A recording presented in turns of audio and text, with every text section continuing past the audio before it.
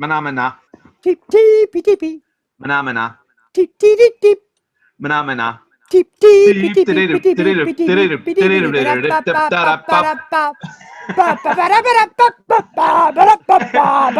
right, Sock, you missed your chance, man. Come on. All right, hello and welcome to. Oh, sorry, have we finished that already? We were right into that. I think it's a good idea to cut it off before he has to pay for it. Good point. Hello and welcome to Oh Lockdown How We Laughed Season 3 opener with very special guests, the Scottish Falsetto Sock Puppet Theatre. Hello, good evening, good morning, good afternoon and welcome. Hiya, Jimmy. Hiya. So I've actually been gigging a lot of the same gigs that these guys have been gigging, but I've actually met them for the first time a few days ago. They're phenomenal. I really love gigging with a pair of socks. Well, that's a very good thing, and also because you're on Zoom, so you couldn't smell us. Well, yeah, that's always been a bonus. I think a lot of the places I've seen them, quite happy I haven't smelled as well. So you guys have been gigging since about, I think the first time I seen you was maybe December, January. Well, that was when we were doing the online Zoom giggings, yes, but we have been gigging in the real world for, well, our first Edinburgh Fringe was 2007. So if we date it from there, that's quite long enough. So what made you decide to bring the socks out the cupboard, so to speak, and go get on the Zoom? Did you see it as a perfect?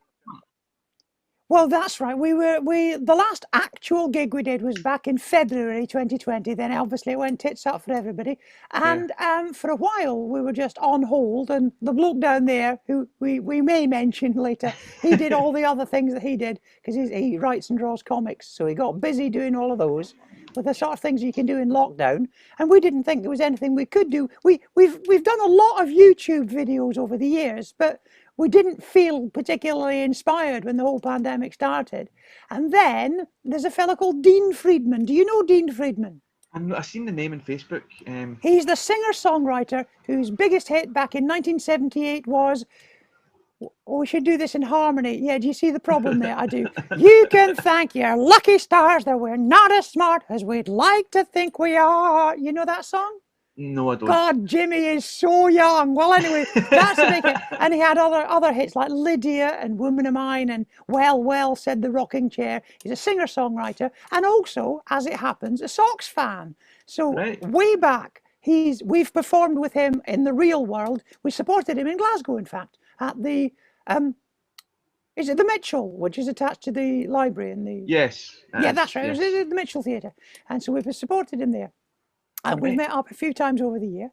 And then he was doing some online gigs and he invited us to do an appearance on his online gigs. He's in New York.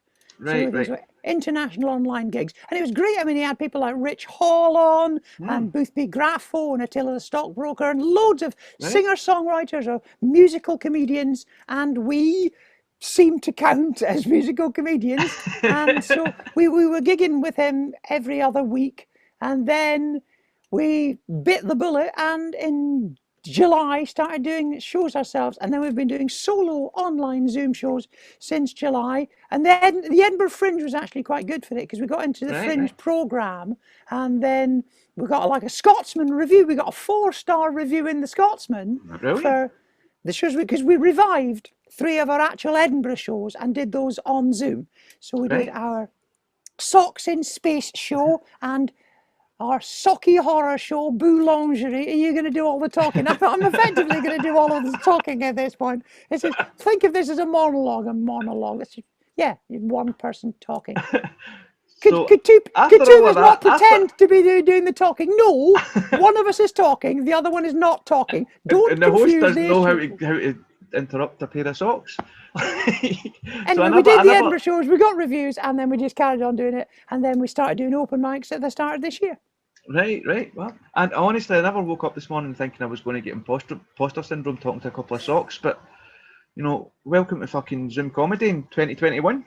I'll tell you another thing, Jim, you're going to have fun with this, is that we don't punctuate. See, when we do the live show, I talk and I interrupt. He interrupts me, and that's the only way to shut us up. But when you're interviewing us, there's not even a comma, never Yeah, mind a colon or a full I stop. noticed. I noticed. I know. Edit it at your peril. So you've been all over the world. I'm not edit it. But what does edit it mean? What's editing? I've never edited a thing in my fucking life. But, so how many gigs do you reckon you've done, like around the world and stuff? Oh, well, all around the world. Am I taking over now? Yeah, I thought I'd give you a chance. Okay, all around the world. He'll notice the different qualities of our voices. He will if he just pays attention.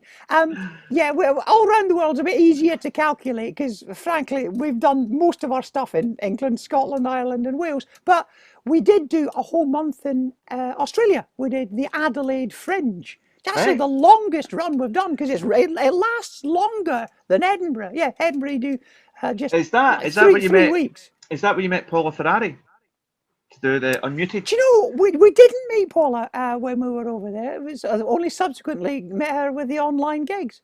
But Right. yeah, no, Yeah, we she's been on did the show. Adelaide for a month. But she does a great show, and that was Yeah, it's really cool.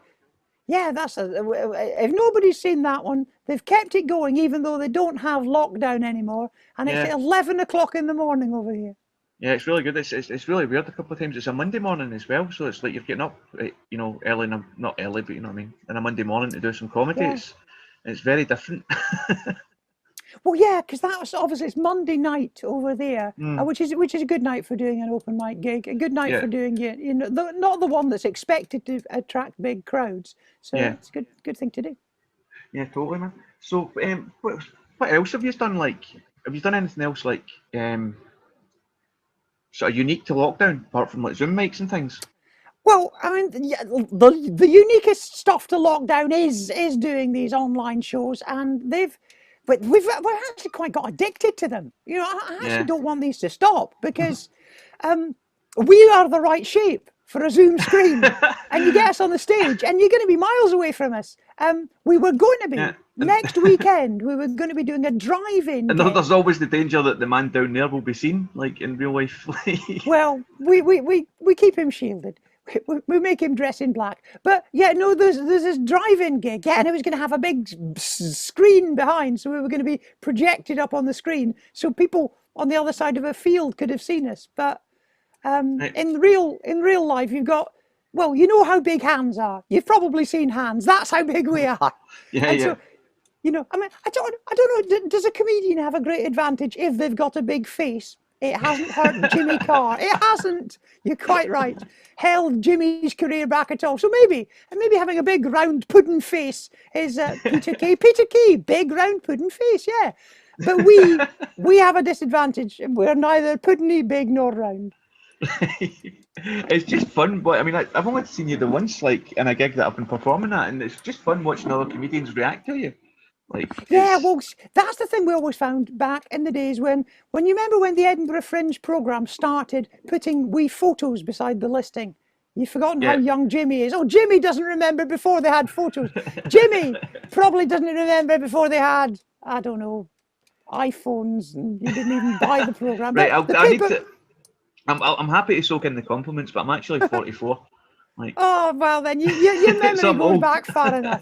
So you remember when the programme started having 40s in, and that helped us because most of the photos, especially like 2007 or 2008, would be white bloke. That was what you photograph of a bloke, sometimes with a microphone, sometimes without a microphone, sometimes fannying about with, oh God, sometimes they do. Have you noticed those things that people do with microphones? You try and be cool, like drag your microphone down the side of your face, like you've walked too close to a naked actor in Old Calcutta or something. And then slinging your microphone over your shoulder.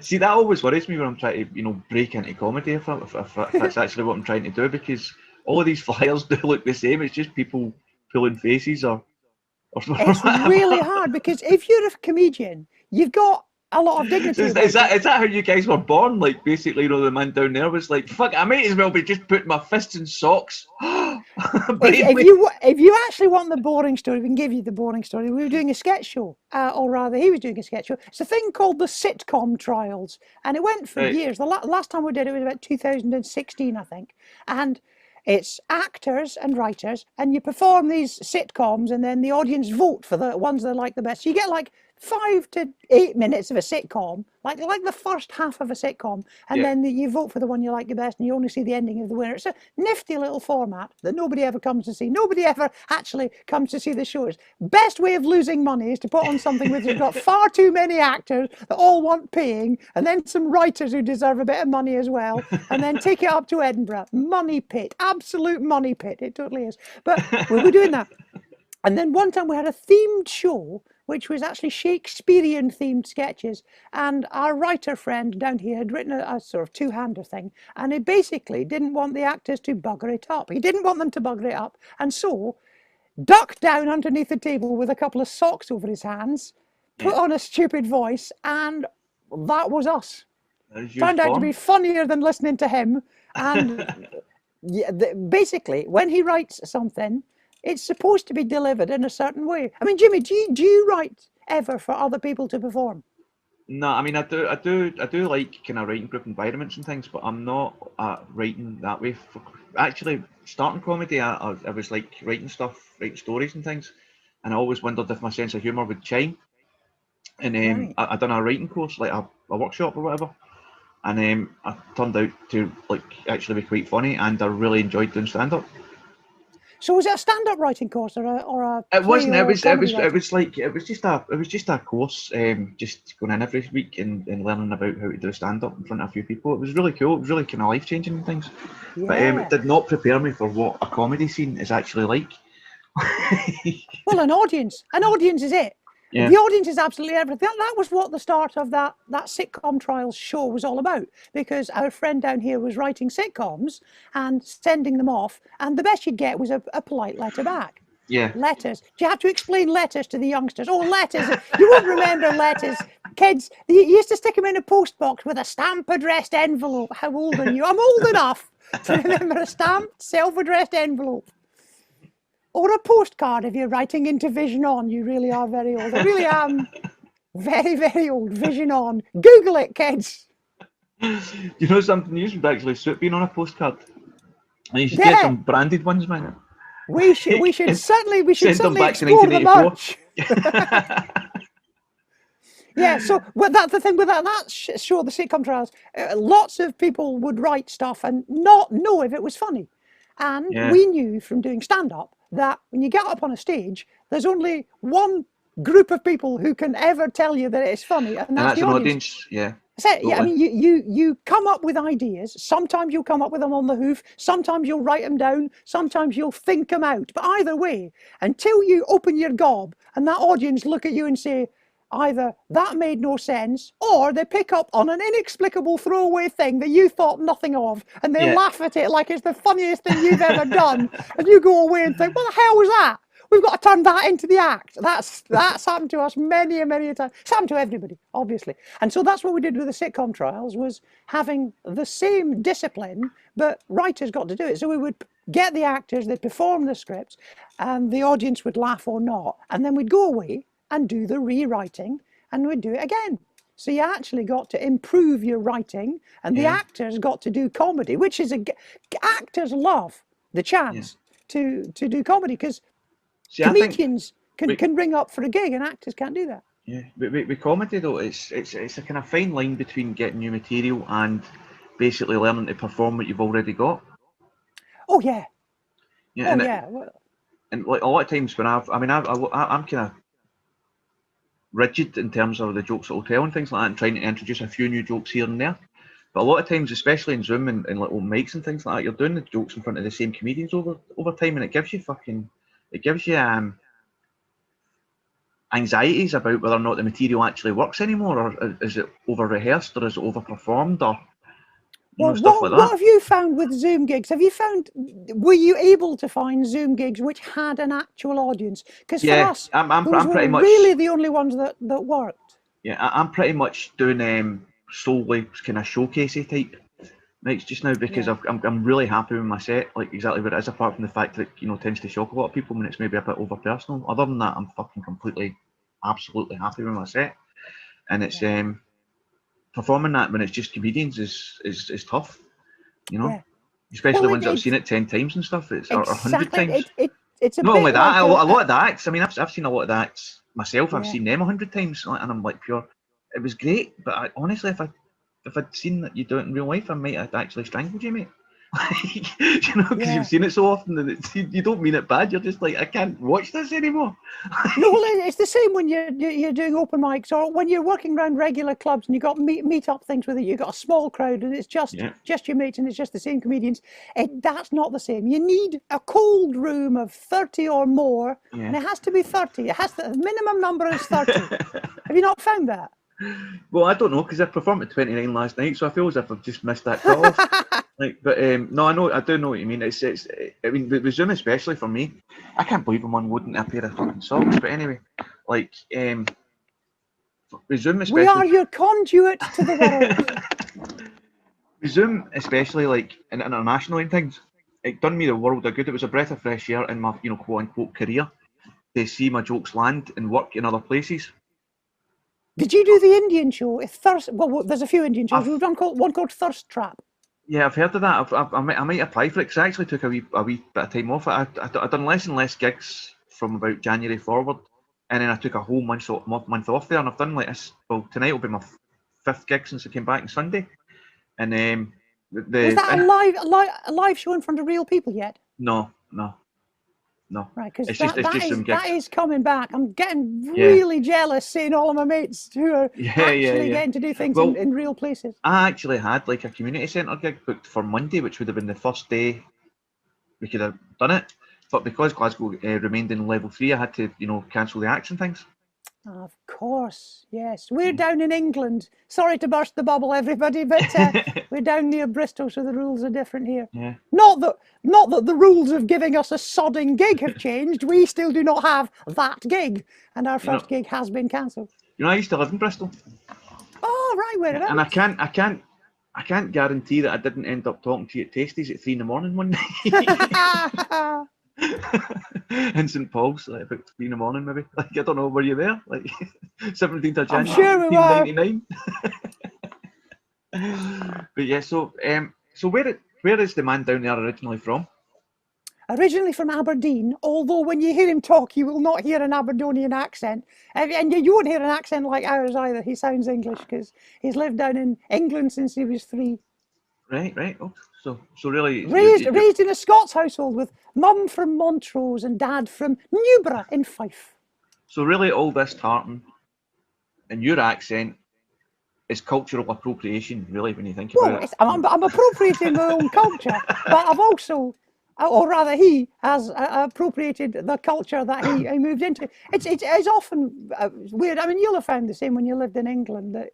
You feel both foreign but not properly foreign. Because when you try and compare foreignness to your mates whose like grandparents came from Kenya or something, it's like, but I was actually born in another country, and they say, but Kenya, and it's like you can't win.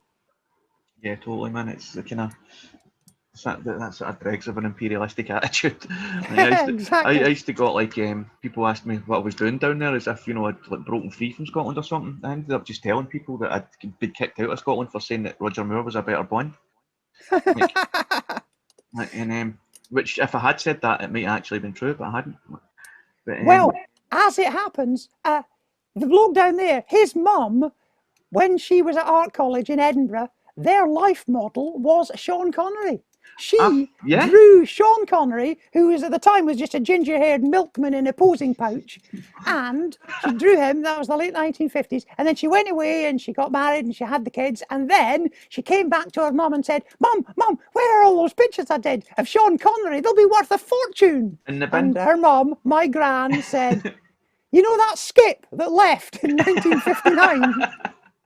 Oh, man. All of her drawings were chucked out. You get about $5,000 for each of them these days. Oh, no way. I know, because they were on Antiques Roadshow. Not hers, but a contemporary of hers was on Antiques Roadshow. I don't know if this is a morbid thought, but do you think they've suddenly like jumped up in price in the past year? Well, I suppose they have, but the thing is, the fact that there were drawings of a naked Sean Connery, that is not an oeuvre to which you would have added in more recent years, is it? You wouldn't have got 82-year-old Sean to whip it out for your chalky pastels. So it's not the same as like his art or his autograph. It's like because they were finite anyway. Yeah, Yeah, pretty well. yeah. They are of a time. And Yeah, I should imagine you got to convince people that that is Sean Connery they're looking at. Because I've seen an awful lot of life drawings and, yeah. well, they weren't concentrating on the face. The face is probably not the first thing they were looking at. And I guess it, it depends on your mother's skill and talent, basically, as well. Well, we've How never much actually look like him. we've never seen these drawings, so we'll never know. Who We'll only would know there was an authenticate that? urban legend. Yeah, if you gave one to me, I'm like, taking down to the art gallery saying, no, I'm telling you, man, a pair of socks promised me it's Sean Connery. I tell you what, I wonder if there's a lucrative market in faking Sean Connerys, just pretending you did this in 1957. We can always give it a go. Right, just let me Maybe we could sell it as an NFT. We'll pause recording and discuss that further. We're hatching new various plans. Zoom takes us to some crazy places. Actually, we notice you've got comics behind you. So you're a comic art aficionado. I'm a comic art fan, yeah, and failed comic creator. Yeah. I just couldn't develop the skill set to draw comics.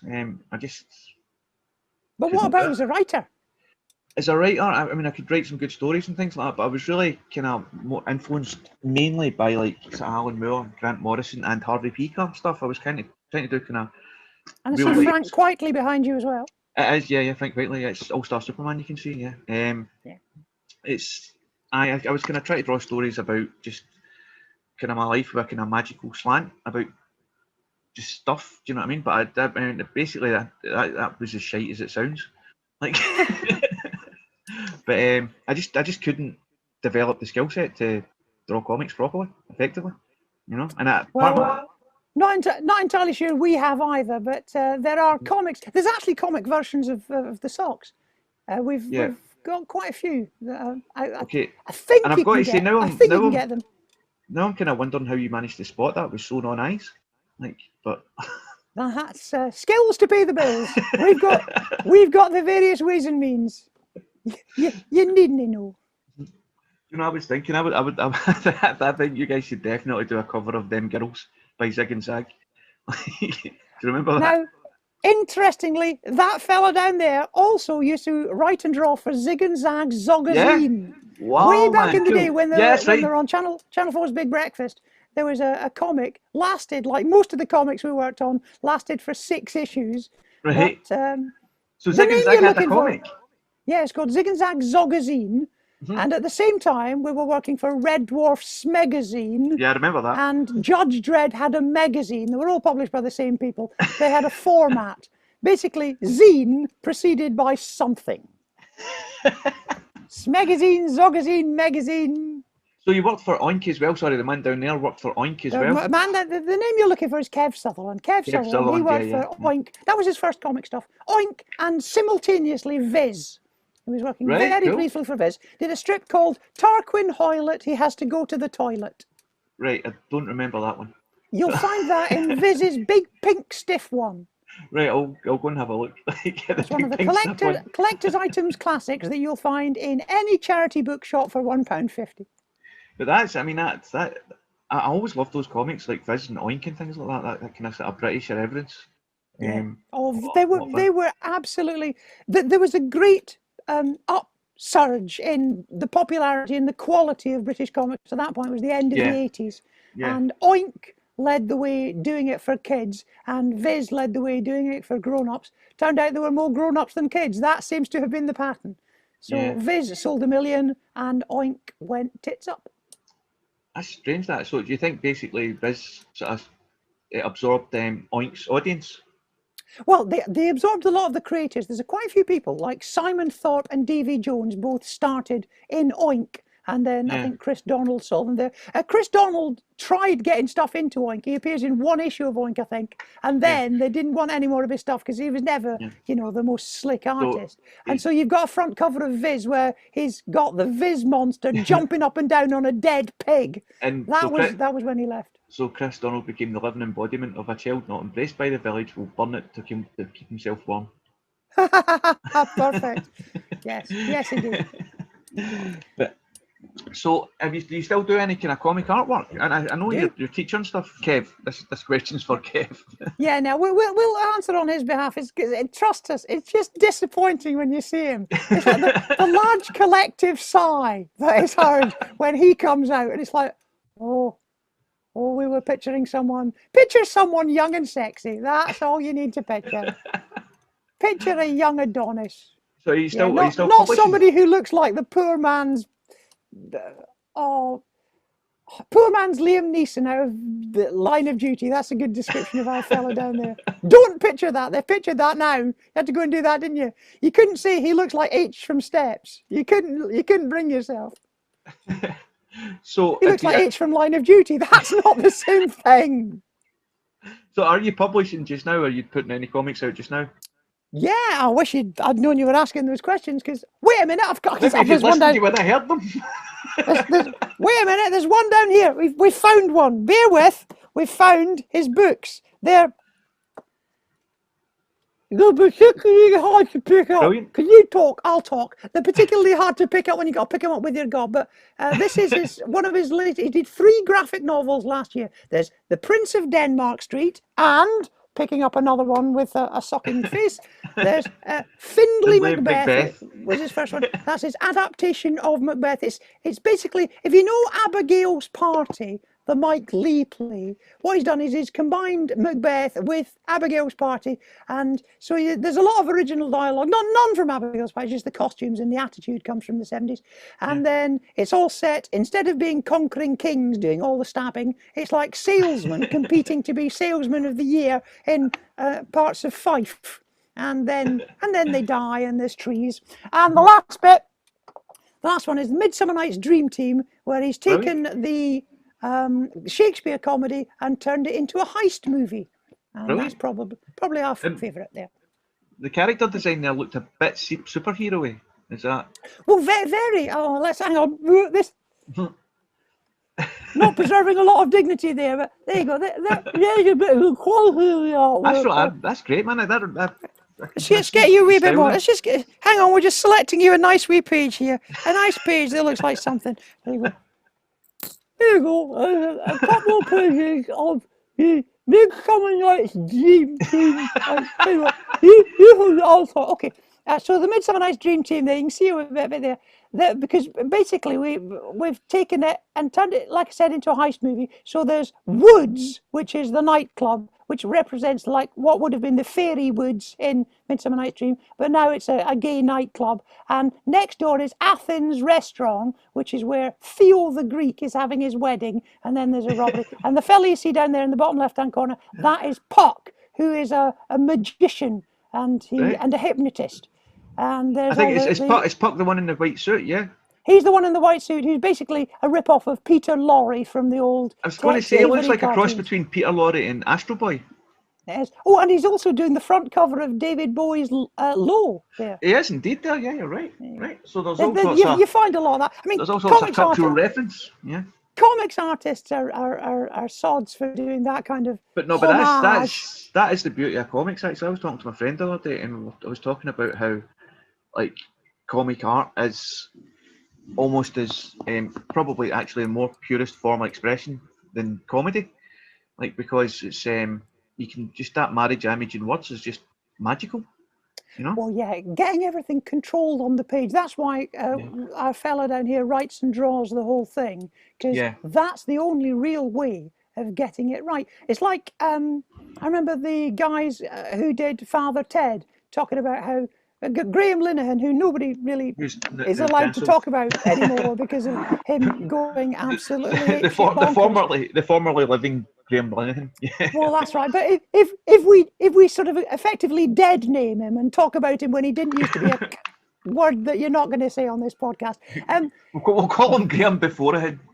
Yeah, Graham beforehand. I love that.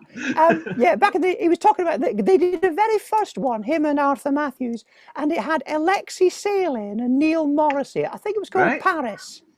Yeah. I think it was that. It was about bohemian artists in the 19th century. Actually, the description doesn't sound great, but the point of it was they didn't get to direct it because obviously they were new, young, struggling writers, and he just said everything that could go wrong went wrong. Yeah. But the words didn't change. He wrote a perfectly good script. The two of them wrote this perfectly good script that should have been funny, but they Yeah. didn't cast it, they didn't direct it, the actors couldn't be told what they meant, and so they ended up with an unfunny thing which they Yeah. produced. Whereas when they did Father Ted, they had creative control, they were working with a producer who they knew and could explain their ideas to, and so the funny got through the other side. But I mean, And obviously, that it was with comics, you can control all of those everything. Yeah, parameters, yeah, and you've only got yourself to blame. yeah, yeah. But it's, I mean, it's obviously the lessons they learned from Paris that gave birth to Father Ted. You know, like they realised that they needed it. You know, it's like Yeah, many people have these stories. You yeah, know, like the Quentin things that went Tarantino wrong. is as well. Like it sold like True Romance and Natural Born Killers. And even though he liked True Romance, he was not happy with Natural Born Killers, and to this day, he's never sold another script. But Yeah, that's Quentin and Tarantino. I mean, also, you need his yeah. level of talent to retain that level of creative control. Well, and you get people who subsequently will produce bad things, and you realise that. Well, it's like in the book Adventures in the Screen Trade by William Yeah, I've read it. Yeah. Thingamy. I've forgotten his name. Not got it in front of us. Need Is it not study notes. William Goldman or? That's William Goldman. Yeah, that's Yeah. right. And he says nobody knows anything. There's so Yeah. many examples of brilliant, top of the game, award-winning professionals who then go and make a shit movie. Yeah, and it's that's very much an industry where your latest venture needs to be a success, or you're basically forgotten about. You know. Yeah. Ridley Scott nearly fell victim to that in the kind of late 90s until he came back with Gladiator. You know, like. Well, it's very, very interesting to look at the division of labour, because we look at the Yeah. film industry and things are changing, I think, in recent years. And the film industry has always been this auteur thing where you're thinking that the director is in some way in total control of the movie, which cannot possibly be the case. Yeah, if you've got a factory with 1,000 people producing a product, one person having their name on it does not mean that one person was in possession of all 20,000 fingers that were involved. And whereas in TV, you've got a very different approach. You've got the showrunner, and the showrunner is name checked alongside the writer's room, and there's individual writers whose work you can see much more clearly than the individual directors. The directors have to work to a template agreed with other directors and other producers. And so I think the way we look at the creator's part has changed over the years and will change again. But I think the writers' room dynamic is a big part of why television's changed so much in the last 20 years. Oh, yeah. I mean, a lot of times you'll see, like, in an episode of Breaking Bad or whatever, it'll say the writer's name, and it's not necessarily that writer that's written that whole script, but it's just they've had the most impact on the script, but it's still been a writer's room product. Yeah. You mentioned that you'd been involved with a writer's room situation. Has that been for anything on a grand scale? I've done a gig recently. Like, I just got a few writing sessions, and we'd done the gig after about 5 or 6 writing sessions. I really enjoyed it, but I went to do it again, and the group didn't gel as well. So, yeah, but that's another very difficult thing. We have never really collaborated. We've tried, and it's not succeeded for us. That show. See, I feel personally. I feel one. personally as well. Like, I mean, I did get 5 minutes of new material. The goal was we each get 5 minutes of material, and use that material for the gig. But rather than like just do a whole 5 new minute set, I basically ended up doing a 17-minute fucking set. Like, I incorporated 5 minutes of jokes into my existing set. I went to I've nominated myself to open the show. Like, so I in that respect, I don't think it worked too well. Like, but everybody done a really good job. It was a great sort of 6-week period where we were just doing the writing every Tuesday afternoon. Were you doing the writing? Were you doing the writing with regular performances as part of the process? That was it was performance and feedback, and then we were sort of inserting callbacks and things like that into the sets and things. But I don't see, in one hand, when you're in that type of environment, you don't want to impose too much of your will onto the dynamic of the group, but at the same time as well, you also want to push the project forward. So it was finding that balance. But it was a great sort of team that we'd done it with, and the gig was pretty good. And it was over 30 people came to the gig, like, so you would have liked it. Yeah, it was above the magic number. That's all that counts for us. But I can't guarantee there was 30 there by the end of the gig, but you know, there was enough of them there for the headliner to do pretty well and stuff. But it was, I really Yeah, and I'm looking at that 17 minutes of material that boils down to 5 minutes. I mean, boiling down, that cookery metaphor is pretty accurate, because we have to do exactly the same. Tons and tons of overwriting, which you don't think is overwriting when you're doing it. You think every word you've written is gold, yeah, and then you perform it, and you realise that you it's just not. had Yeah. 15 seconds of silence, which the next time you perform has got a big blue biro line through it, and that's. I don't. I mean, I think. I mean, all the I'm sure jokes, everybody does that. all the jokes that I used in that long set worked. You know, they were all from a tried and tested set. But I think I could have just done what everybody else was doing and just done a new 5 or a 7 or a 10. You know, I think I made a mistake basically doing my existing set and extending it. Oh, right, yeah, and I thought you were talking about new stuff. Yeah, it's Yeah. new stuff. That's actually what's going to be very odd about getting back after the Zoom gigs, Yeah. because we've been writing loads of new stuff for these Zoom shows. We've done themed shows. We did a Halloween show, we did a Christmas show, we did a Hogmanay quiz, we did a Burns Night show, we did a murder mystery show. Yeah, lots of special themed shows. So lots and lots of hours and hours of original new writing. But when you do that, developing stuff for an Edinburgh show, and you'll start maybe back in February doing it in previews. You write stuff and chuck so much away. We've got a regular shtick gig that we do in the Leicester Comedy Festival. That's February, and then we do Glasgow in March. And so many times we'll look back at the script that we took a year ago down to Leicester and think none of that ended up in Edinburgh in August, because the audience just told us what worked and what didn't. So maybe, one idea would come through, one song would survive, and then loads of it just turned out not to work live. And that's the way. See, I'm not like entirely sure what I'm doing. I know I'm funny. I know I'm funny enough to keep doing it. And which we can contest to. We can attest to that, ladies and gentlemen. Jimmy is funny. We've been on with Jimmy. Jimmy's funny. He's currently going through an existential quandary. Crisis. Yeah. It's. But I'm like, I look at things like what you're doing and fringe shows and sitcom writing and things like that, and I'm like, but I'm kind of just doing therapy and beating up myself on stage.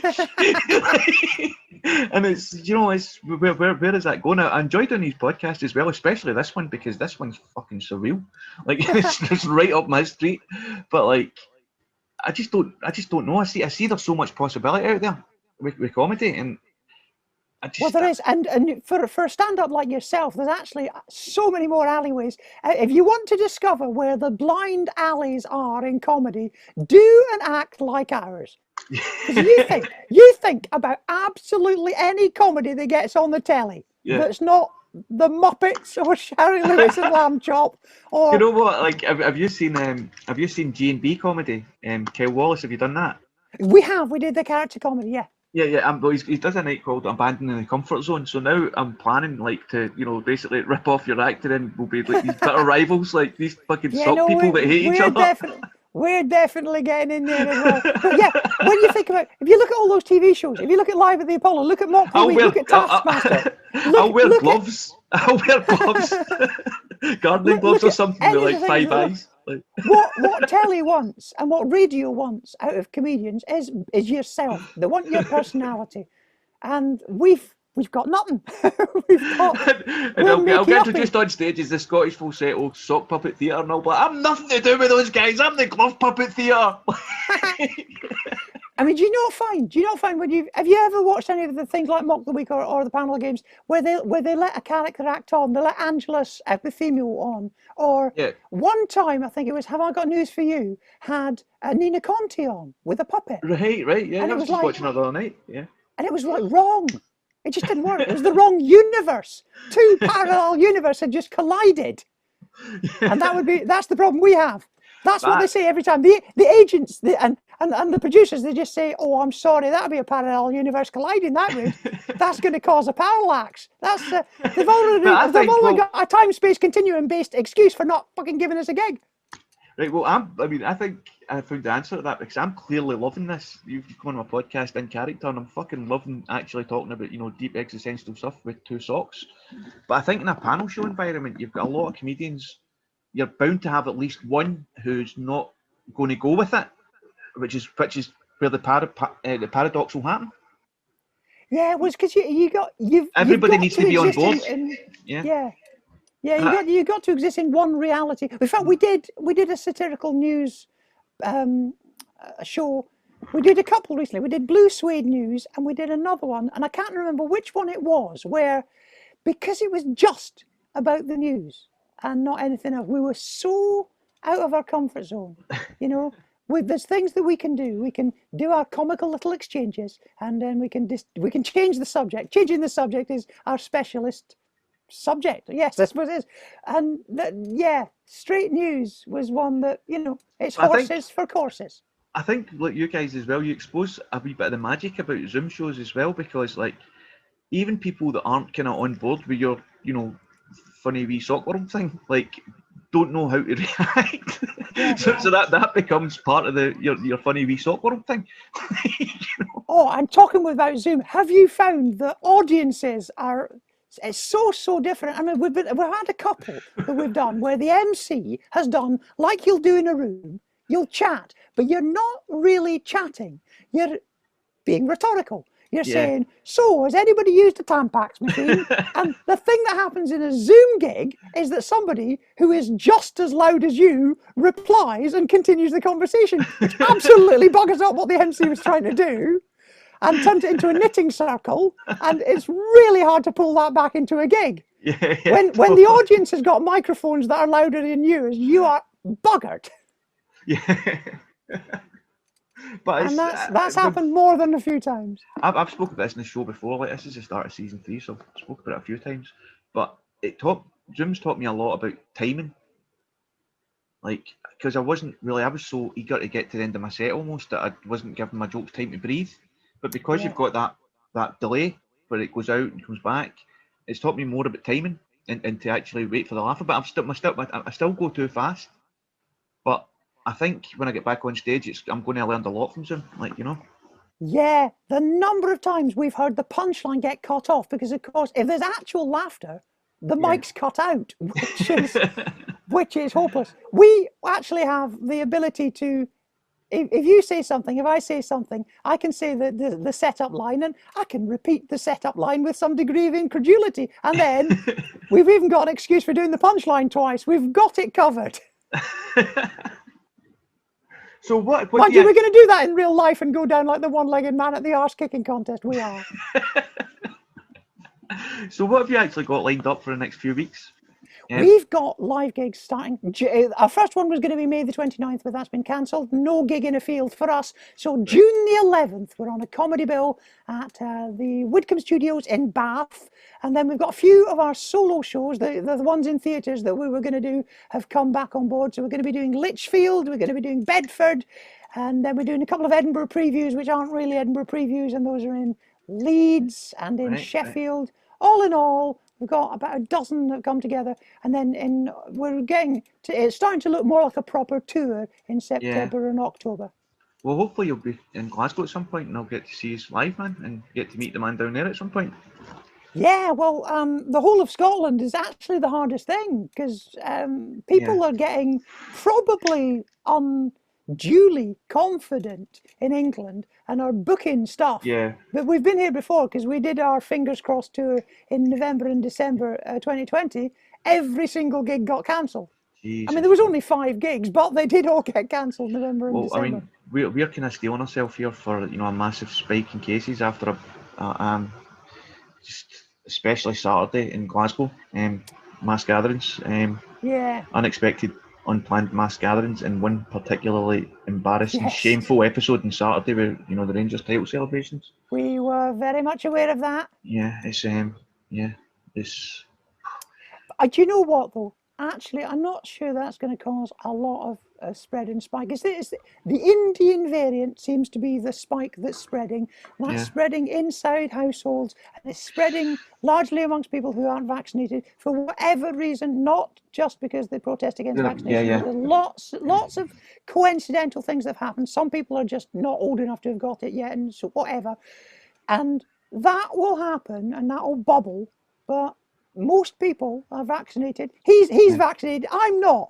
We're just going to hope it spreads around the whole system. They only do one arm. which man. is discrimination So against socks. if you ask us. have you had both vaccines? We've got the second one coming up in a week and a bit. Right, I would love to be there when you go in and argue that you have to left has to get it, like because right's already had it. Well, that's right. Try telling them. try, You should see the looks on their faces. Try getting your second vaccination in character. See if that works out. Sorry, your second vaccination in character. Try that and see how it works out. Aye. I tell you, there's so many barriers that we have to face. And yet, I don't see anybody getting on a knee for us. You try getting on a knee. Okay, it's not as easy for us as it is for everybody else. What I'm saying is, we can't get on a knee. So you get on a knee on our behalf. When you finished, well, obviously, sort out, most of the world's population's problems first. And then down the list somewhere must be discriminated against sock puppets. There just must be, yeah. We probably come after Nigel Farage and Mussolini, but we're in there. I think one of my favourite moments from the gig that I met you at was when the host seemed genuinely concerned over whether or not he'd misgendered you.